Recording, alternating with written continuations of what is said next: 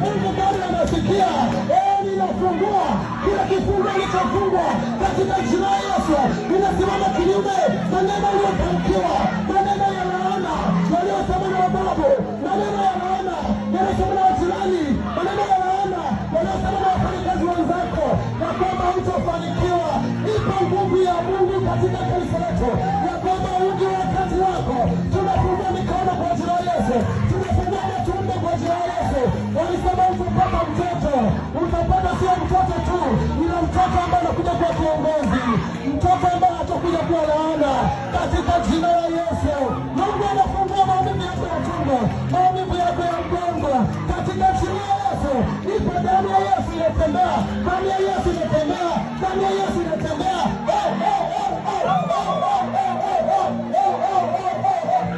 Hebu mwita Bwana, mwita Bwana, mwita Bwana, mwita Bwana. Chochote ambacho unakitamani, chochote ambacho unakipenda sana, chochote ambacho kimeachilia, hebu ita Bwana, ita Bwana.